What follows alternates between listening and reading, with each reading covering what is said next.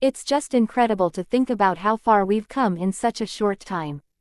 Absolutely. And the impact is profound. We hear the faint, soothing sounds of a city at night. Distant traffic, a gentle rain. It's abruptly shattered by the jarring, aggressive theme music of a daytime talk show. The visual rushes forward through a dark tunnel, emerging into the blinding, sterile lights of a television studio. In a world of curated personas and manufactured outrage, one man stood apart. Not through grand statements, but through silent, consistent decency. A man who chose kindness as his rebellion against a cynical industry. Keanu Reeves, the internet's boyfriend, Hollywood's reluctant saint, a figure so universally beloved, he seemed untouchable and to some unbelievable. Keanu quietly helping a crew member on set, giving up his seat on the subway, signing an autograph for a weeping fan. Then cut to shots of Joy Behar rolling her eyes, laughing derisively, pointing a finger in debate. But there is a furnace that exists in the heart of daytime television, stoked by controversy, and fed by confrontation. Its high priestess, Joy Behar, a warrior of words who built a career on skepticism so deep it curdles into contempt. Her weapon, the gotcha question. Her belief that no good deed, no pure motive can survive the harsh light of her scrutiny. The tense ticking soundtrack from the film Speed begins, merging with the talk show theme split screen. On the left, Keanu, a picture of serene, weary grace. On the right, Joy, a hawkish smile on her face. What happens when the bastion of goodness is summoned into the temple of cynicism? What occurs when the man who speaks softly, who has borne unimaginable personal tragedy with a poet's grace, is accused of the one sin he could never commit? Being a fraud. This is not a talk show segment. This is a trial, and the charge is that empathy itself is a performance. Strap in. Witness the moment the world's nicest guy finally said, "No more." The studio is a bubble of perfumed anticipation. The audience, mostly women, chat excitedly about seeing Keanu. Backstage, it's a different world.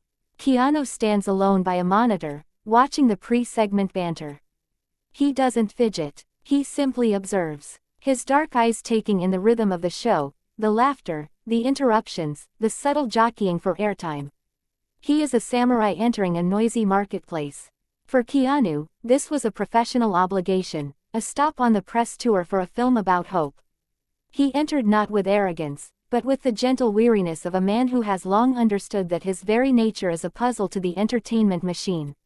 He was prepared to talk about art, about motorcycles, about the craft he loved. He was not prepared for a metaphysical assault on his soul. On set, Joy Behar scans her pre-written notes, not about the film, but circled headlines from gossip sites. Is Keanu too nice? She underlines a phrase, calculated altruism, and shares a smirk with a producer off camera.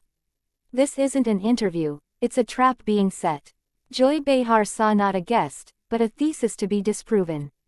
In her worldview, a Hollywood A-lister radiating genuine humility was a logical impossibility. It had to be a brand, a facade, and she, the fearless truth-teller, would be the one to pull back the curtain live on air for the ultimate ratings payoff. The stage manager's countdown, the theme music crescendos. Whoopi Goldberg gives her welcoming spiel. Keanu walks out. The audience erupts in a wave of pure, adoring sound.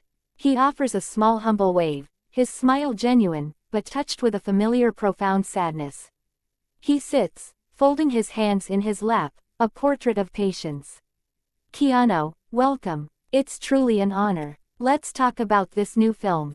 It seems to resonate with themes of resilience. Keanu Reeves, his voice is a soft, calming baritone. Thank you, Whoopi. It's about the light people find in dark places. The small hands that reach out to pull you back. I've sat through thousands of interviews with everyone from respected journalists to tabloid reporters, and I can tell you with complete certainty that what you're doing right now has absolutely nothing to do with journalism. This feels personal, and I'm curious about why that is. The other co-hosts were now visibly squirming in their seats.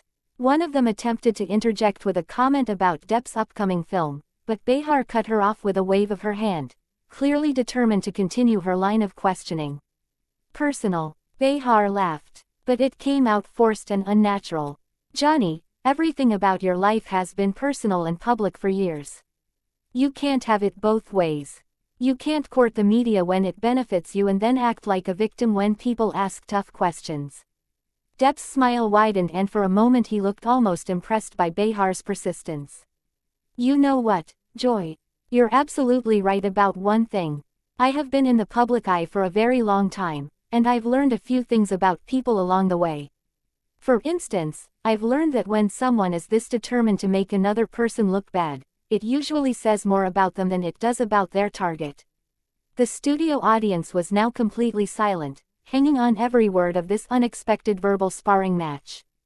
Behar seemed to realize that she was losing control of the narrative, but instead of backing down, she decided to escalate even further. Are you seriously going to sit there and lecture me about character? She demanded. You're the one who. But before she could finish her sentence, Depp held up his hand in a gesture that was both polite and commanding. Joy, I'm going to stop you right there because I think we've reached the point where you need to make a decision about what kind of show you want to run here. The silence that followed Depp's statement was deafening. Even the camera crew seemed frozen, unsure whether they were witnessing great television or a complete disaster. Behar's mouth opened and closed like she was trying to find words that simply wouldn't come. And for the first time since the interview began, she looked genuinely uncertain about how to proceed. Depp continued, his voice remaining calm, but gaining an edge that suggested he was done playing defense. You see, Joy, you invited me here under the pretense of discussing my work. But what you really wanted was to create a moment. You wanted to be the person who finally got Johnny Depp to break down on television. The problem is you've made a fundamental miscalculation about who you're dealing with. Behar finally found her voice, though it came out sharper and more defensive than before. I don't know what you think you're implying, but I'm a professional journalist with decades of experience interviewing celebrities. I don't need to create moments. They happen naturally when people are honest. Journalist, Depp repeated, and his tone carried just enough surprise to make it clear he found the description amusing. Joy, with all due respect, you host a daytime talk show where you and your co-hosts discuss pop culture and politics. That's entertainment, not journalism. And the fact that you're trying to hide behind the shield of journalism to justify what is clearly a personal attack tells me everything I need to know about your character. The audience was now completely captivated. What had started as an uncomfortable ambush was turning into something far more compelling. A masterclass in how to handle hostile questioning without losing composure. Several people in the audience could be seen leaning forward in their seats, completely absorbed in the verbal chess match playing out before them. One of the other co-hosts tried again to redirect the conversation, saying, Johnny, maybe we could talk about your new film project and what drew you to that particular role. But Behar wasn't about to let anyone derail what she still believed could be her moment of